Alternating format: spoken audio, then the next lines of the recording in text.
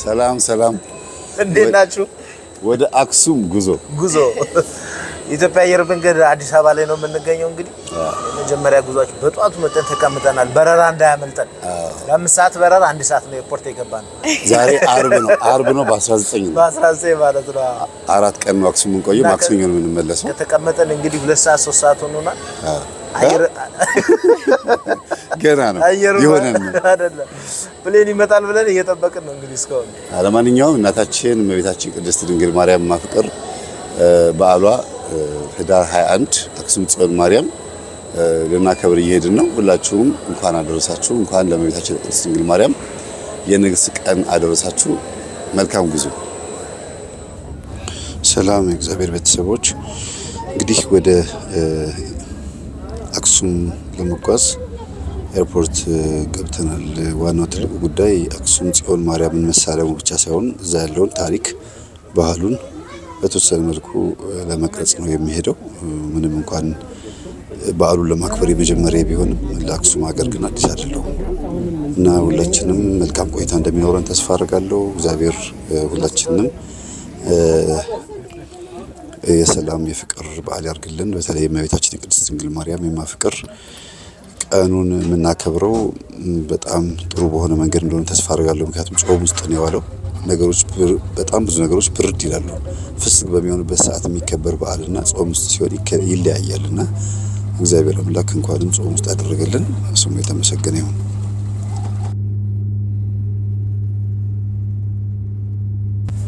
ወደ አክሱም ይሁን ወደ የትኛውም ክፍለ ሀገር ሲሄድ በጣም ብዙ ተማሪዎችን እንደማገኝ ተስፋ አደርጋለሁ። በተለይ በማህበር ያቋቋምኳቸውን ብዙ ወንድምና እህቶችን እንደማገኝ ተስፋ አደርጋለሁ። የበለጠ ደግሞ በጸሎት የበረቱና ቅዱስ ቁርባን የተቀበሉ በመሆናቸው በጣም ነው ደስ የሚለኝ። አሁን ከአዲስ አበባ አውሮፕላኑ ተነስቷል። በረራችንን ጀምረናል። እንግዲህ አየር ላይ ለ40 ደቂቃ ያክል ከቆየን በኋላ አክሱም ይኸው ገባን።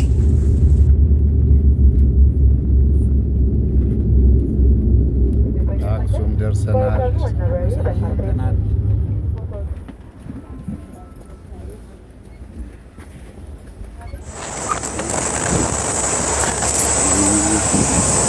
እግዚአብሔር ስሙ የተመሰገነ ነው። በሰላም አርፈናል። ነኝ እንጂ አንቺ ምንድነው አልደረስሽም? የአክሱምን መሬት መርገጥ ብዙ ሰው ይፈልጋል። ብዙ ሰው የአክሱምን መሬት መርገጥ የሚፈልግበት ትልቁ ምክንያት ይህች ታቦት ስላለች ነው። በጣም አይደለ? መናብርተ ጽዮን ተብሎ የሚጠሩ በኢትዮጵያ ውስጥ 4 ናቸው። ተድባበ ማርያም፣ መርጡለ ማርያም፣ እንዲሁም አክሱም ጽዮን ማርያም እና ደግሞ ጣና ቂርቆስ። እነዚህ ታቦተ ጽዮን ወደ ኢትዮጵያ ስትመጣ ያረፈችባቸው ቦታዎች ናቸው። የመጨረሻ ጊዜ ያረፈው እንግዲህ እዚህ ነው። አክሱም ጽዮን ወይም ጽዮን ማርያም ተብሎ የሚጠራው ያ ነው። እንግዲህ መጀመሪያ ጣና ቂርቆስ ነው ያረፈችው። ጣና ቂርቆስ ነው። ከዛ ከኢየሩሳሌም እንደመጣች ማለት ነው። ህዳር 21 የሚከበረው አንዱ ትልቁ ምክንያቱ ኢትዮጵያ ጣና ቂርቆስ የመጣችበት ቦታ ላይ ነው እና በእለተ ቀኑ በ21 ህዳር 21 ስለገባች ለዛ ነው። ከዛ ቀጥሎ መርጡለ ማርያም ወይም መርጡለ ጽዮን ትባላለች። ከዛ ደግሞ ተድባበ ማርያም፣ ተድባበ ጽዮን ትባላለች። አሁን ደግሞ አክሱም ጽዮን ያለ ነው የገባን ነው። እንግዲህ መልካም ቆይታ። እማሆይ ወለተ ኢየሱስን አክሱም ጽዮን ኤርፖርት እንግዲህ ተገናኝተናል። ገና ስንሳፈር ነው ያየናቸው። እንደሚሄዱ አላወቅም ነበረ። እንግዲህ በጸሎት ያስቡናል። ታውቋቸዋላችሁ። በዶርቃ ሚዲያ ላይ ኢንተርቪው ተደርገው ነበረ። በትምህርታችን ጥሩ ደረጃ ላይ የደረሱ እናት ናቸው። ይሄ ደግሞ ለእኛ ትልቅ እርካታ ነው። መነኮሳትም ካህናትም አባቶች ይህን ትምህርት ሲያዳምጡት መስማት ለኛ ትልቅ እርካታ ነው።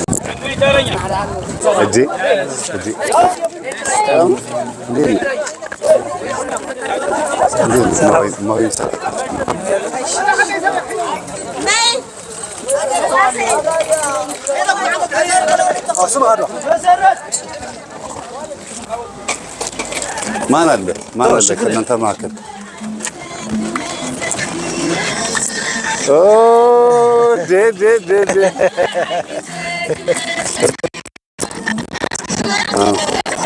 ደስ ለኔ ነው።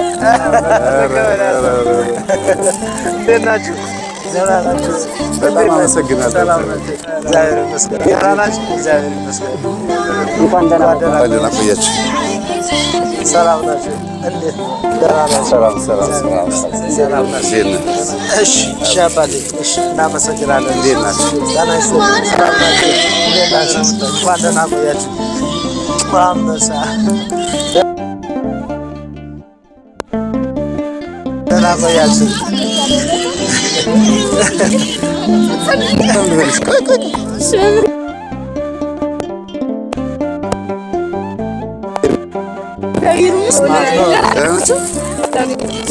ሰላማችሁ ከእኛ ጋር ናችሁ? እንዴት ናችሁ? ችግር የለም።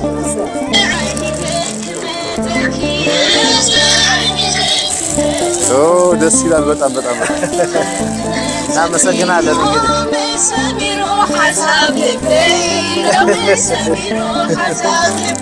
ሎሚ ሰሚሮ ሀሳብ እናመሰግናለን። እግዚአብሔር ያክብረልን። አቡሽ ማንሽ ምካ ሚካኤል ምን አዲሽ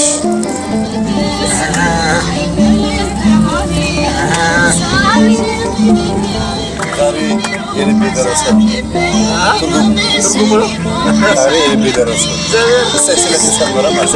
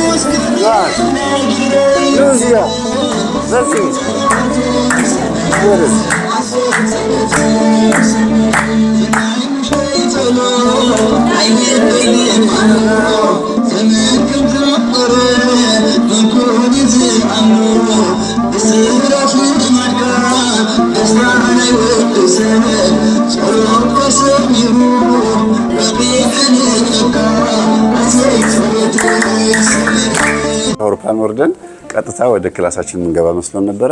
ወንድሞቻችን ትምህርታችን የሚያዳምጡ አክሱም ድረስ ያሉት ወንድሞቻችን እህቶቻችን፣ በተለይም ደግሞ ኢብራሂም ወንድሞቻችንን በዚህ ልክ አስተባብራ እንግዲህ ተቀብላናለች። አይገባንም፣ ግን እናመሰግናለን። እግዚአብሔር ያክብርልን። እማሆይም ከኛ ጋር ተገኝተዋል። ወንድማችን ሰለሞን ተርቢኖስ፣ ልጄ ሰላምዬ፣ አጠቃላይ አክሱም ውስጥ ባላችሁት መንፈሳውያን ወንድምናቶቻችን በጣም እናመሰግናለን። እግዚአብሔር ያክብርልን። ትምህርቱ የት ድረስ እንደተስፋፋ በዚሁም እያየን ያለ ነው። ደስ ይላል። እግዚአብሔር ይስጥልን። አቡነ ዘበሰማያት እንበላለን። ዲያቆን አለ እዚህ ውስጥ ዲያቆን አለ። እሺ፣ አቡነ ዘበሰማያት ይትቀደስ ስምከ። እናመሰግናለን። እግዚአብሔር ያክብርልን። እሺ በስላሴ ስም እግዚአብሔር ይመስገን ለዚህ ላደረሰን እመቤቴ ቅድስት ድንግል ማርያም እናታችን አክሱም ጽዮን የሚሳናት ነገር የለም። የሁላችንም ጸሎት ነበረ እዚህ መምህራችን እንዲመጣ ማለት ነው። የአክሱም ጽዮን ምድር እንዲረግጣት፣ በዛ ላይ ደግሞ ድርብ እጥፍ ነው የሆነብን። ያው እኛ መምህር ብቻ ነበረ የምንጠብቀው የነበር ነው እና በጣም የምንወደው የምናከብረው ሰለሞን ተርቢኖስ ሚዲያም አብሮ መጥተዋል። በጣም የምንወዳት የምናከብራት እህታችን ሰላምም የመምህርዬ ልጅ ማለት ነው አብሮ መጥተዋልና በጣም ደስ ብሎኛል። እግዚአብሔር ይመስገን። ደስታችን ወደር የለውም።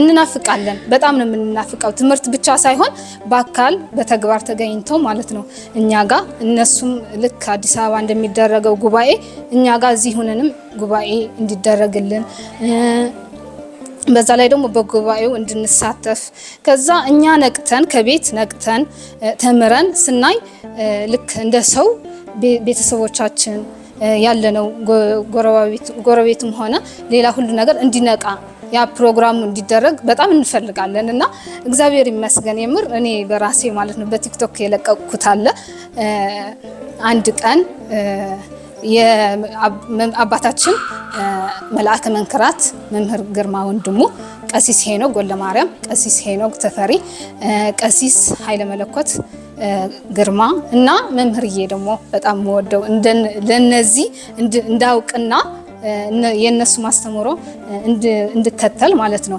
ያደረገኝ የኪዳነ ምህረት ስጦታዬ ለኔ ልዩ ነው እና እንደ ማንኛውም ሰው በሚዲያ አይደለም ያገኘሁት። ኪዳነ ምህረት በተአምሯ ነው የሰጠችኝና መምህርዬና መምህር ተስፋዬ ወደ ትግራይ ክልል እንዲመጡ የትግራይ ክልል ምድርን እንዲረግጡ ብዬ ህልሜ ነው ፍላጎቴም ትምኒቴ ነው። ደግሞ እግዚአብሔር አንድ ቀን ያደርገዋል ብዬ በቲክቶክ የለቀኩታልና እግዚአብሔር ይመስገን። የምር የውስጤም አይቶ ለሰው የምናገረው ሁሉ ነገር ሐሳቤን እንትን አይቶ እግዚአብሔር ለዚህ ቀን ስላደረሰኝ በጣም አመሰግነዋለሁ። ምክንያቱም ህልሜ ተሳክተዋል እና በጣም ደስ ብሎኛል። መምህርዬ ስለመጣ በጣም ነው የምንወድክ፣ በጣም ነው የምናከብርክ። በቃ ለኛ ልዩ ነክ። ምክንያቱም ጎናችን እናውቀዋለን፣ ህይወታችን ውስጣችን እናውቀዋለን። ከስንት ያው ሞት ድረስ የሚያደርሰን ሰው በስጋ ብቻ አይደለም የሚሞተው በነፍስም ነው የሚሞተው እና እኛ በነፍስ ነው የሞትነውና ከነፍስ ሞት አድነክ ለማያልቀው የዘላለማዊ ህይወታችን መታወቂያችን መታተማችን ለሆነ ለቅዱስ ቁርባን ስላበቃህን እኛ ነቅተን ደግሞ ቤተሰቦቻችን፣ ወላጆቻችን፣ እህት ወንድሞቻችን ሁሉን እንድናነቃ ምክንያት ስለሆንከን በጣም እናመሰግናለን እና የሁላችንም ደስታ ነው። አድርሽልኝ ስለተባልኩ ነው። ከውጭ ያሉ እዚህም ያሉ ያልመጡ በተለያየ ምክንያት አሉና በጣም እንወድሃለን መምህራችን። ስለመጣ በጣም ደስ ብሎናል። በጣም የሁሉ ጊዜ ፍላጎታችን ህልማችን ነበረ። ስለረገጥክልን አክሱም ጽዮንን እናመሰግናለን እና እንኳን ደህና መጣ በልልኝ ተብያለሁ ሲመጣና እንኳን ደህና መጣችሁ እናመሰግናለን። እንግዲህ እኔ እዚህ እንድመጣ ያደረገችው እመቤታችን ቅድስት ድንግል ማርያም ማፍቀር እመቤታችን ድንግል ማርያም ናት። ግን ምንድነው የሚያገናኘን ነገር አለ። የእግዚአብሔር ቃል ያገናኘናል፣ ያለብን ችግር ያገናኘናል፣ ንቃታችን ያገናኘናል፣ የነቃንበት መንቃት፣ ከዛ አልፎ ተርፎ ደግሞ ሀገር ያገናኘናል። ስለዚህ ምናልባት ድንበር ተራርቆ ረጅም ጉዞ ተጉዘን መተን ከስንት አንዴ ብንማማርም በኔትወርክ ግን አንድ ነን። በዋይፋይ በኢንተርኔት በሶሻል ሚዲያ ግን አንድ ነን። ስጋችን የተራራቀው እንጂ መንፈሳችን አንድ ነው። ስለዚህ የተራራቀው ስጋችን የተገናኘው እንጂ ምንም የተፈጠረ ነገር የለም። በጣም ነው የማመሰግናችሁ ሁሉንም። እኔ እዚህ እንድመጣ መላከ መንክራት መምህር ግርማ ወንድሙና ልጆቻቸው በአጠቃላይ ከስራ ያሉት በሙሉ ቀሳውስቱም እንዲመጡ የተመኙ እህትና ወንድሞቻቸው ምኞታቸው ይስመርላቸው። በትግራይ ክልል መጥተው አባታችን ያለውንም ችግር እንዲያስወግዱ፣ ፈውስም ከሆነ ወንጌልም ከሆነ ሰላም ወርዶ እርቅ ወርዶ ሁሉ ነገር ወርዶ እንደፈለግን የምንመላለስበት ጊዜ ያርግልን። አሜን። በጣም አመሰግናለሁ። እግዚአብሔር አክብርልኝ። በጣም ብቻ እንኳን በሰላም መጣችሁ፣ እንኳን በሰላም መጻኹም። አሁ ከዚህ ልንርከው አክሱም ጽዮን እናለለና ትፈልጥዎ መምህርና ሓውና መምህር ተስፋዬ ያበራ እሱና መምህር ግርማ ወንድሙ ተምሃሪ ኮይኑ መምህር ግርማ ትምህርቲ ንኸይጠፍእ ምክንያት ዝኾነና ሓውና ወጣት ተክእልና እግዚአብሔር ሓደ መምህርና መምህር ተስፋዬ እዩ። ብቻ ምስ ሰሎሚን ተርቢነስ ምድያ ኮይኖም ወፂኦም አክሱም ኣትዮም ኣለዉ። ብጣዕሚ ደስ ኢልና እና ብዙሕ ዓመት ምኘትና እዩ ነይሩ ንሕና ናብ መንፈሳዊ ህይወት ንክንቀርብ ምክንያት ዝኾኑና መምህር ግርማ ወንድሙ ናቶም ምትክእ ንብሎ መምህር ተስፋዬ ሓውና ኣለ ብገጠመ ብዝተፈላለዩ ነገራት ብዙሕ ሰብ ናምህረለ ኣሎ። ኣብ ቅዱስ ቁርባን ናውቃል ኣሎ። ካብ ካሊእ ሃይማኖት ናመረሰ ዝርከብ ከዚ ኣብ አክሱም ጽዮን ተረኺቦም ለኣና ሰላም ምስ ኣሕዋትና ምስ ትኽክለኛ ቤተሰብና ትኽክለኛ ሓደ ዓይነት መንፈሳዊነት ናርለሽና ሓደ ዝኾነ ምስ ሓውና መምህር ተስፋዬ ኣበራ ውዒልና ሎማዓንቲ ህዳር ጽዮን እኔና አክሱም ጽዮን ንርከብ። ከእናንተ ብዙ የምንፈልገው ጥያቄዎችም አሉን። በሚዲያም ተራቀቀን መጀመሪያ ከመራራቅ መቀራረብ ይሻላልና በቅርበት ሆነን እንደዚህ ተገናኝተን ደግሞ በደንብ የውስጣችን ለመነጋገር እግዚአብሔር ስለፈቀደልን እናመሰግናለን። እንኳን ሰላም መጣችሁ። አመሰግናለሁ። እግዚአብሔር አክብርን። አረፍ በል በቃ ዜር ይስጥልን። አክሱም ጽዮን ማርያም ይህን ትመስላለች። በማታ በጣም ታምራለች። እንግዲህ በማታ መተን ወደ ቤተክርስቲያን የተሳለሙ ቀኑ ሙሉ ተማሪዎቻችንን እንዴት እንዳስተናገዱን አይታችኋልና በዛ የተነሳ ሰዓታችን በእነሱ ቁጥጥር ውስጥ ስለነበረ ነው። በጣም ደስ ይላል። በዚህ ልክ ተማሪዎቻችን እንዲያውም ድንገት ስለመጣንባቸውና የስራ ሰዓት ስለሆነ እንጂ ቅዳሜ ወይ እሁድ ሆኖ ቢሆን ኖሮ ተናግሬም ቢሆን ኖሮ ብዙ ነገር እንደሚጠብቀን ነበር። ለማንኛውም በጣም እናመሰግናለን። እግዚአብሔር ያክብርልን።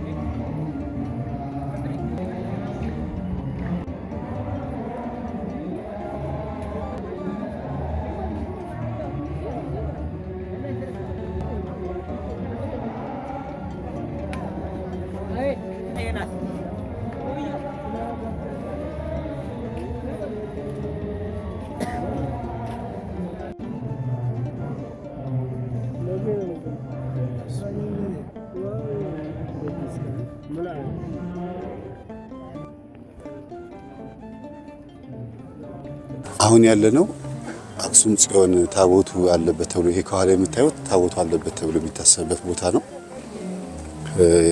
ከፊት ለፊታችን የተሳለመ የምታዩት በጥንት ጊዜ መጀመሪያ ታቦቱ መጥቶ ያረፈበት ቦታ ነው። የሚገርም ነው። የሚገርም ነው። እድለኞች ነን ታውቃለህ አይደል? በጣም እድለኞች ነን።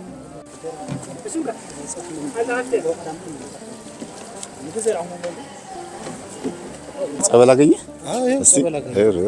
በማታ ከጽዮን ማርያም ታቦቱ ካለበት ቦታ አስቡት።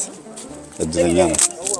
ጸበል የእናታችን የእመቤታችን እንደመጣው ነው። ነገ ጠዋት በጠዋት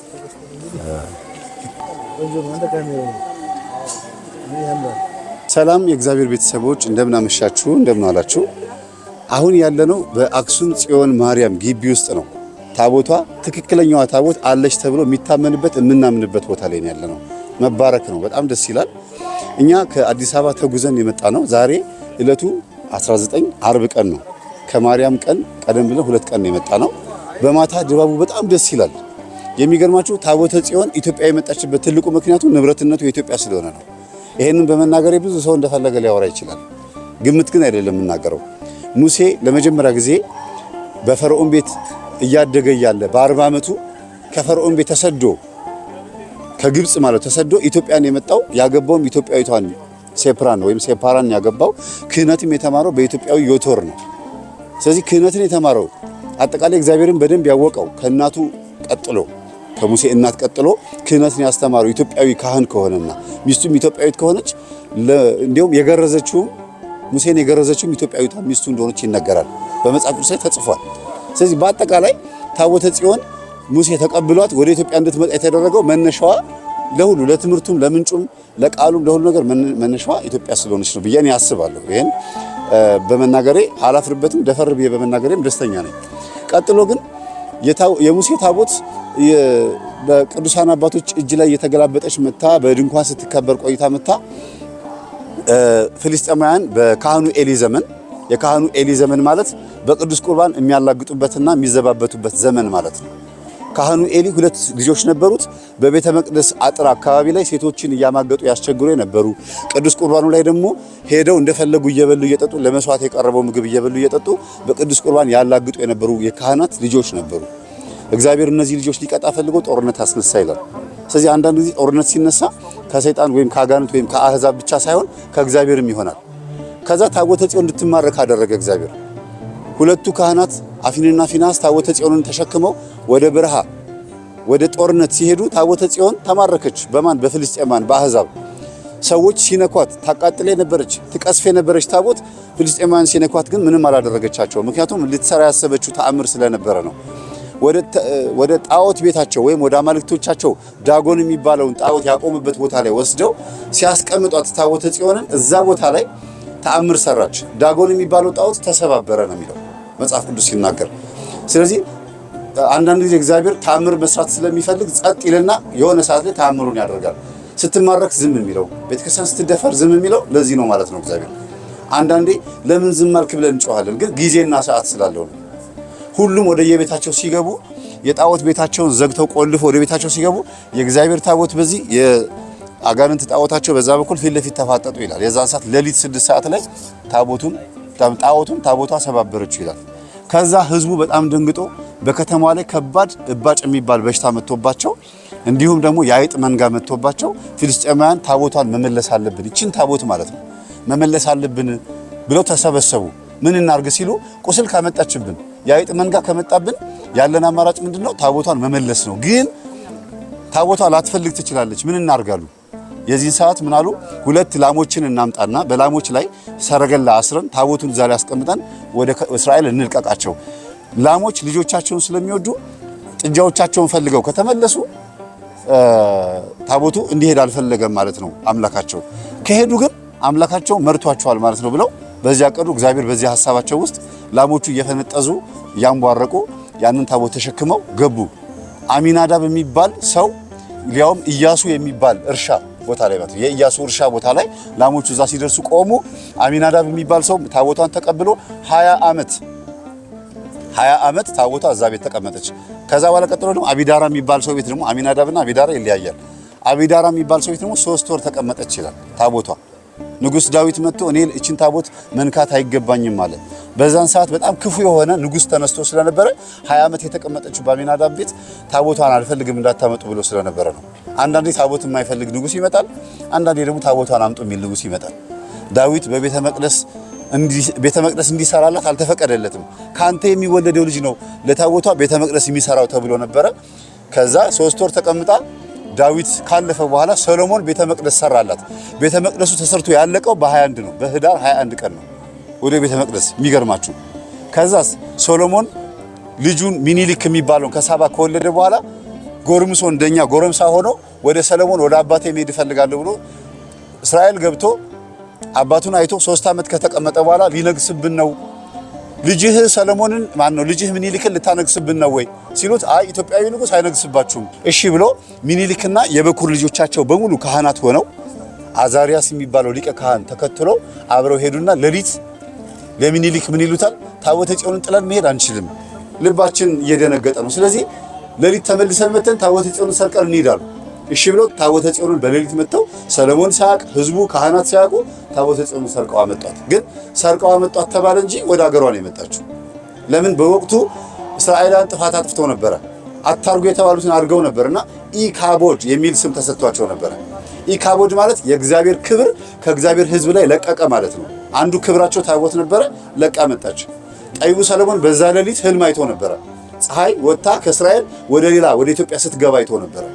ወይም ጨረቃና ፀሐይ ከእስራኤል ሲወጡ አይቶ ነበረ። ታቦት እንደምትሄድ እግዚአብሔር አሳይቶት ነበረ ማለት ነው። ታቦታ ከወጣች ከ4 ወር በኋላ ነው ጠቢቡ ሰሎሞንና ካህናት እኮ ራሱ ያወቁት። ምን እናርግ ህዝቡ ካወቀ እኔን ከስልጣን ያወርደኛል ምን ይሻለኛል ብሎ ሲል የዚህ ሰዓት ምን አሉ? ያለን አማራጭ ሳጥን እንስራና ለውዝ የአሮን በትርና 5ቱን የኦሪት መጽሐፍቶችን እዛ ሳጥን ውስጥ አድርገን ታቦተ ጽዮን አለች ብለን እንዋሻቸው ህዝቡን ብለው በዚህ ዋሽተዋቸው ስንት 100 ዓመት ተቀመጡ ማለት ነው። ግን ታቦተ ጽዮን እዚህ ነው ያለችው። ይሄም ህዳር 21 ቀን የሆነው። ቀጥሎ ደግሞ ኢትዮጵያ የገባችው በህዳር 21 ቀን ነው። የሚገርማችሁ አዛሪያስ ታቦቷን ይዞ መጥቶ ኢትዮጵያ የገባው በህዳር 21 ነው። እንደገና ወደ ቤተ መቅደስ ደግሞ ወደዚህ አሁን ወደ ምናያት ይሄ ከኋላችሁ ወዳለው ቤተ መቅደስ አብርሃና አጽብሃ በ330 ዓመተ ምህረት ታቦተ ጽዮን ቤተ መቅደስ ሰርተውላት ያስገቡት በዛን ጊዜ ነው። ክርስትና በአዋጅ ሃይማኖት እንዲሆን የታወጀበትም ተስዓቱ ቅዱሳን ባሉበት ዘመን ማለት ነው። በአዋጅ እንዲሆን የታወጀበትም ህዳር 21 ቀን ነው። ነቢያት ራሳቸው ስለእመቤታችን በተለይ ትንቢተ ዘካርያስ ምዕራፍ 4 ላይ ያለው የእመቤታችን ምሳሌ ህዳር 21 ቀን ነው ራእዩን ያየው። ከዛ ደግሞ እንደገና ከብዙ ኢትዮጵያ ክልሎች ውስጥ እየተዘዋወረች የነበረችው በተለይ አጼ ዋሻ፣ ወይዘሮ ተራራ እንዲሁም ደግሞ ከዝዋይ በስደት የነበረችው በዩዲት ጉዲት ምክንያት ነው እንግዲህ ተሰደደ የነበረችው ተመልሳ ወደ አክሱም እንድትመጣ የሆነችው በህዳር 21 ቀን ነው ማለት ነው። እና ህዳር 21 ቀን በጣም ብዙ ተአምራት የተፈጸመበት ቦታና ጊዜ ነው ማለት ነው። በጣም ትልቅ ተአምር የተፈጸመበት ጊዜ ነው። ዝም ብለን የምናከብረው አይደለም ማለት ነው። ይሄን ይመስላል። ቃልዮት ያሰማልን መምህራችን።